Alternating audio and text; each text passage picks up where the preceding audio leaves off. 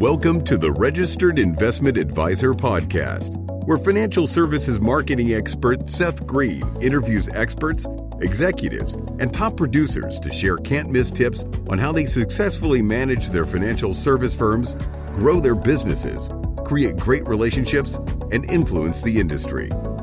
And now, here's your host, Seth Green. Welcome to the podcast. This is your host, Seth Green. Today, I've got the good fortune to be joined by Patrick Cummings from Northwestern Mutual. Patrick, thanks so much for joining us. Hi, good morning. Thanks for having me. Our pleasure. So let's go back in time just a little bit. How did you get started in the financial services business? Oh boy, a long time ago.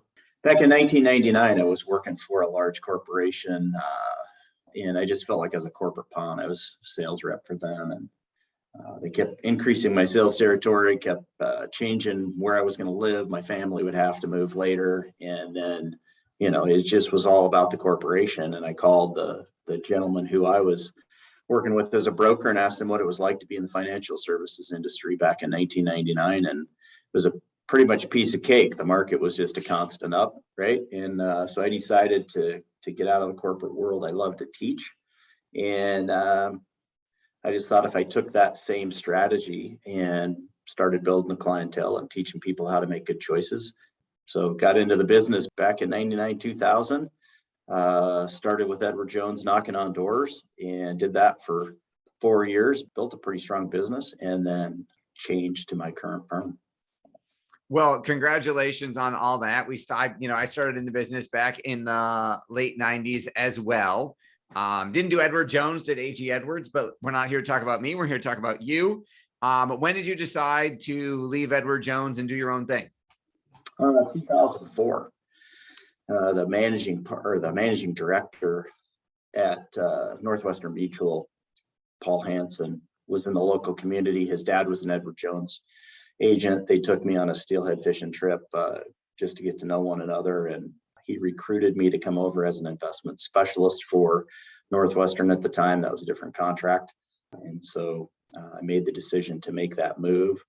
And at the time, it wasn't all about me. It was about helping other advisors build their practices. And so not only some compensation for myself, but compensation from helping to build the agency. Awesome. How did you end up at Northwestern, and what does your business look like now? Yeah, well, I ended up at Northwestern with Paul, working as an investment specialist. 2006, they canceled that contract across the country. It wasn't me. And so I had a choice to make of leaving or becoming a wealth management advisor and doing holistic planning. And so I chose that. My business today, I have a business partner who does a lot of business insurance, buy-sell agreements, bank-owned life insurance, things like that. And myself, I manage a wealth management practice primarily with folks that are retired. And who is an ideal client for you? Oh boy, ideal client for me. Number one, they have to be a good person. Number one, right? We all have those people that just you want to put your iron underwear on when the phone rings. But ideal client would be somebody who wants advice, wants to listen to that, wants to build a plan. And for me, north of $500,000 of assets. But again, if somebody comes to me and they have tons and tons of money, but they're not going to treat my team well, then I don't want to work with them. That makes a lot of sense. Are those folks, are they about to retire, already retired? Are they working in a certain profession? Do they have anything in common? I would say my primary client is either pre-retired or just retired, or they're selling a business. And folks who are selling a business oftentimes have put everything into that business, and they really need help on the retirement side. So that's the primary focus. I have some young advisors in my team that if we're working with people who are just getting going or going to inherit some money and want to work with a younger person, then I have a 26, a 36, and a 42-year-old on my team. Wow. All right. Well, then you're covering the gamut for sure. What are the most common mistakes that your clients are challenges that they're having that they're coming to you to help them solve? Well, I don't know that they know this until we work together, but they spend too much money. The most common mistake. And then they overreact. I mean, behavioral finance is the number one thing that all of us in this industry try and help people with. But, the making mistakes of jumping out of the market when it's rocky, like right now, not thinking about putting more money in if they have it sitting there, always wanting it to go up. That just doesn't work, doesn't create long-term wealth. So I would say overspending. Most people don't have a budget. And to try and get somebody to create a budget is almost impossible if they don't have one. But living within their means is critical, because when you do have a downturn like we're in today, they can't be spending as much out of the portfolio. Absolutely. And what is it that you feel your biggest value add is? How are you differentiating yourself? Oh, I think it comes down to that behavioral finance, just talking to people, explaining to them how the process works. Warren Buffett's one of the most successful investors in the world. He doesn't overreact when the market's going down, right? I've had some clients recently call me and say, I just want out. I can't handle this pain anymore. And I'll tell them, well, I'm going to put you on hold. I'm going to see if I can get Warren Buffett on the phone, because he'll buy what you're selling. That's a great line.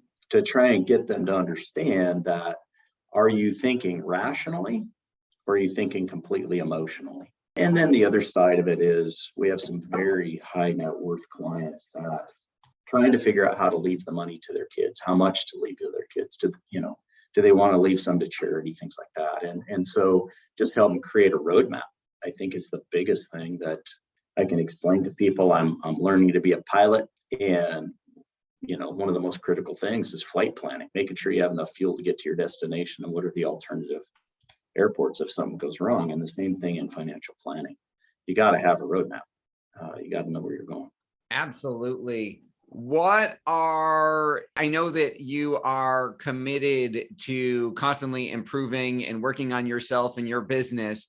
What are some of the best books you've ever read that have had the biggest impact on yourself and your career? Well, I would say that Simon Sinek's book, Why, Start With Why, is one. Daniel Pink wrote a book called Drive. I think that's a critical book to read to understand your team. Dan Sullivan, Strategic Coach, he's written a lot of books. The Gap and the Gain, Who Not How. I think the Who Not How book by Dan has been one that really changed my process of thinking, because I would always try and figure out, how can I do things better that I'm not good at? And I would spend time and energy working on that, and it was not the most productive. And so through Strategic Coach, I read a book called Unique Ability 2.0. That book helped me identify where my uniqueness was, and then build a team around me in identifying what their uniqueness is.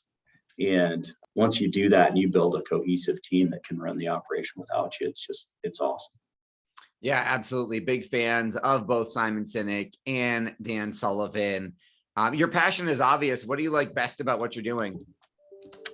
I really love the fact-finding process. I think my unique ability is getting people to open up and talk about things that are truly important to them. And I love that process of sitting down, getting people to begin laying things out. What I find is that the vast majority have never been interviewed to determine what it is that's really, really important. They come in here and they want the greatest idea. What are you going to put me in? How are you going to invest my money to make the most possible return? And when they realize we're trying to figure out where they're going, and then we have an entire tool chest to help them, it's not about swinging for the fence. We want them to hit singles and doubles, and we want them to be a happy, fulfilled life. And so my objective is helping people with that. And then the investment part is just a piece of it, right? So helping them identify where it is they want to go and what's going to make them happy for the rest of their life. That is awesome. Very, very well said. How are those clients finding you? Obviously, you're not at Edward Jones. You're not knocking on doors anymore. No, mostly referrals, honestly. Attorneys, CPAs, other business owners that are involved in the community that know, who's selling a business, who's retiring, and we're just constantly asking to be introduced to those people. That makes a lot of sense. For our folks who are watching and listening and want to learn more, where is the best place for them to find you? So a couple ways. They can look at Northwestern Mutual our company name is Pinecroft Financial Group. We have a website there. They can look me up at patrick.cummings.com. And the other way is through PNP Strategies at Outlook. They can email me. Just wrote a book about building a business, being a family man. It's more about being a family man than being about how to build a business, but PNP Strategies at Outlook.com. PNP stands for progress, not perfection. That's the one thing that I try and help other people understand is we can't be perfect. Nobody's perfect. And so let's just make progress. So. Well, very well said. We greatly appreciate your time. We know it's incredibly valuable. This has been Seth Green with Patrick Cummings. Pat, thanks so much for joining us. All right. Thank you. Thanks everybody for watching or listening. We'll see you or talk to you next time.